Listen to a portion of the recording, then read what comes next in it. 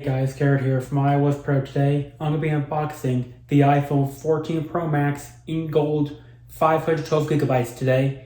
Then I'm going to be doing the camera comparison between the 12 Pro Max, 13 Pro Max, and 14 Pro Max today. A triple comparison. And I'll put the original iPhone next to the 14 as well. So let's get started.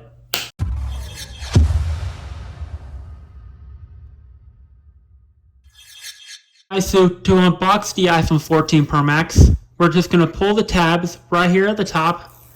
And yes, this is a 512 gigabyte iPhone 14 Pro Max, 500 gig, in case you didn't hear that.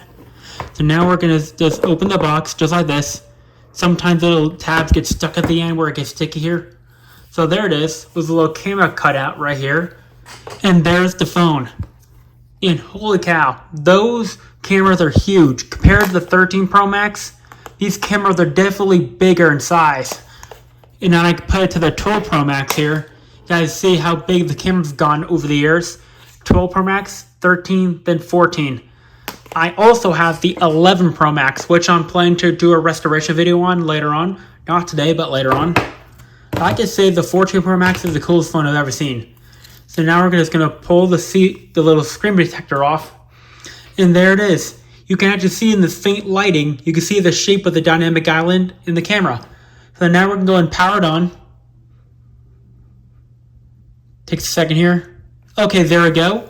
We also get some stuff like paperwork here. And here's one of the new things. It says you no longer need a physical SIM to activate the iPhone. You can use the eSIM during setup. So what I'm going to do is do all that off camera after I get my phone set up here. And there it is. And there's the dynamic island. See, when I push on it, it's interactive. We're going to click English, United States, set up manually. So my phone's now activated. The Wi-Fi apparently was down, so I had to use my hotspot to activate it. Hit continue. We're going to set up Face ID later. We're going to do passcode later as well. We're going to don't transfer apps and data. I'm not going to do all this right now. I'm going to do this later. We're going to hit agree. I'm going to hit continue, not now. I'll enable location services. Yeah, for here it is. So it says set up cellular. So I'm going to do this later off camera so I don't show any personal information. I'm going to set up later in settings. I'm going to continue. Hi. Voice 4. Set up later. Not now. Set up later for screen time. Don't share. I always like to go dark on this stuff. I'm going to hit standard. Oh yeah, here's some of the new features. Like emergency SOS via satellite, crash detection in the SOS settings. So I like the emergency satellite feature. It's really great. In certain countries only. Welcome to iPhone. And there we go. Here's one of the iPhone 14's wallpapers. It's really nice. Oh yeah, so here's going to be a prompt for set up cellular. I'm going to do that later. I'm going to go general, about. I'm actually on iOS 16.5. When I go to software update here, it's going to do 16.5.1. So let me go and get all the other stuff set up now off camera and I'll come back when I'm done. Alright guys, so I'm back and I finished setting up my iPhone 14 Pro Max. One of my favorite features of the iPhone 14 Pro Max is the always on display. When my phone's on a table in a dark room or something, I can't see where I'm going. I'll just glance over when the thing's on my nightstand and without touching anything and to see where my phone is. It's really nice to have actually, 100%. One of my other favorite features is the dynamic island. Because I actually made a video quite a while ago on why that dynamic island is very helpful and useful in life. If you guys didn't know that, quite a while ago.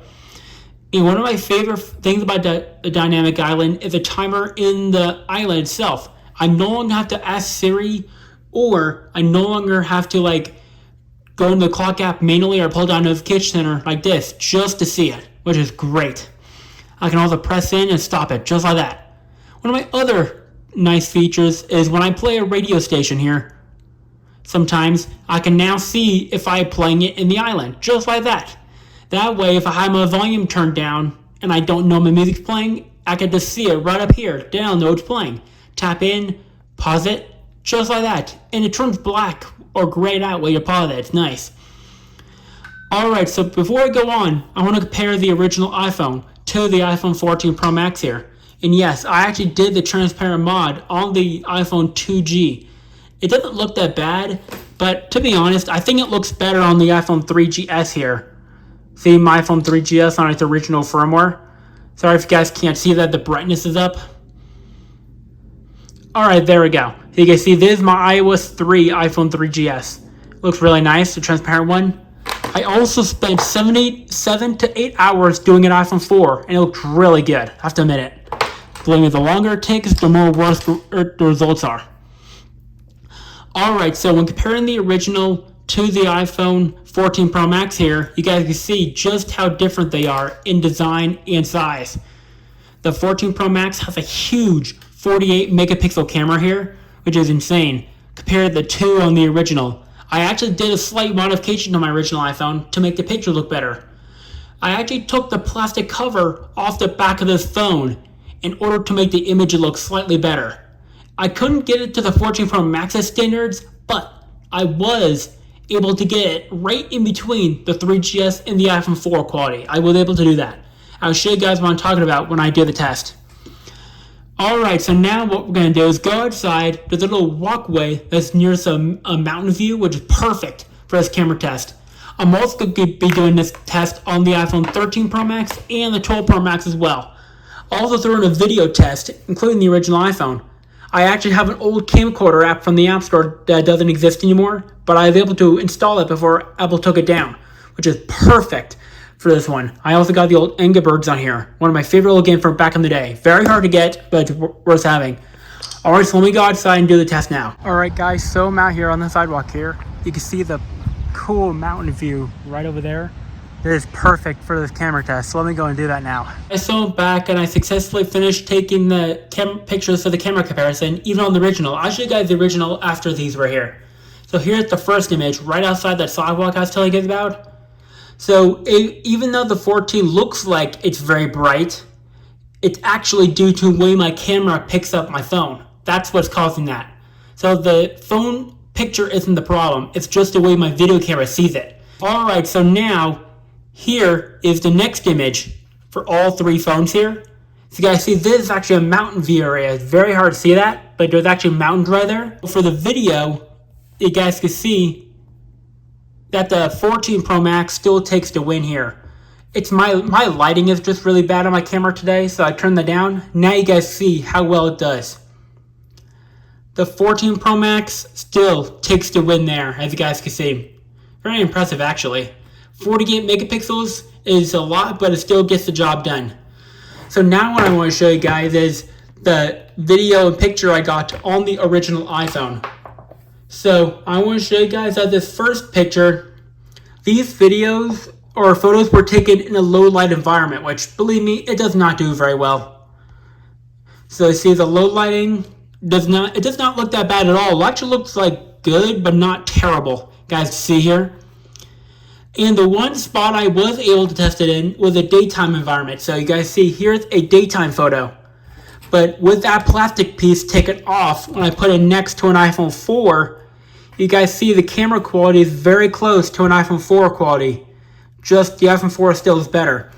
So I was able, after that mod, I was able to get it in between 3GS and iPhone 4. So I managed to bump it up to a 4 megapixel camera quality. Not terrible at all, but still looks pretty good. And now I want to show you guys the video. I actually have an old camcorder app on my phone here that I use to record videos. This app doesn't even exist anymore either. Alright guys, so this is the iPhone 2G to iPhone 14 Pro Max comparison. As you guys see, it looks terrible. The images look kind of muddy, choppy. And overall, it's not that bad, but just not great. So when I was taking that video, what I didn't realize was that outside when I did it, I couldn't tell what the image looked like. But still, I have to admit it does better in daytime lighting than nighttime. I gotta admit that. Even though the video looked like so-so, it still didn't do that bad. So that is the iPhone 14 Pro Max unboxing today. So this will be my main phone for about another year. Then I'll upgrade to the 15 around the same time that I did right now. Guys, see how far I've come over the years? Pretty amazing, actually. But the last thing I'm going to do is I'm going to go and install Geekbench 4, the old app, which still allows you to get good results and everything. So let me go and do that now. Alright guys, so I'm back and I finished running the Geekbench. You guys can see how far they've come over the years. And I'm using the old Geekbench for this. It works better, easier to understand, because the higher it is, the better. That's why it's easier for me to use Geekbench 3 and 4. 4 is the best one to use. So you guys can see how far we've come over the years. See, the 12 Pro Max, it couldn't even get past 16,000 on the multi-core score. The 13, you can guys see the differences of how far they've come. 3,000 more higher on the 13 and 1,000 higher on the 14 compared to the 13. This is actually the very first time I'm seeing an iPhone with Geekbench 4 go into the 20,000s for the multi-core, which is actually impressive. But the single core score, there's not much of a difference. It goes up 1,000 every time. See, 6,000, 7,000, 8,000. So, very impressive from the Geekbench, actually. Even though they're around the same amount of RAM, you can see how powerful the processors are just by how high up the Geekbenches are. Oh, and I forgot to mention, there is another bug in 17 Beta 2, which causes the phone screen to do touch things all on its own. My 10R was so bad I had to power it off. It was pretty bad, actually. Hopefully Apple will fix that in Beta 2 or the phone will just start tapping itself, controlling itself. It's not a touchscreen problem, it's actually a software bug. Really bad one, actually. Alright, so that is basically the iPhone 14 Pro Max unboxing and camera test review. That's pretty much it for this video. If you liked the video, give the video a thumbs up to my video. Peace out.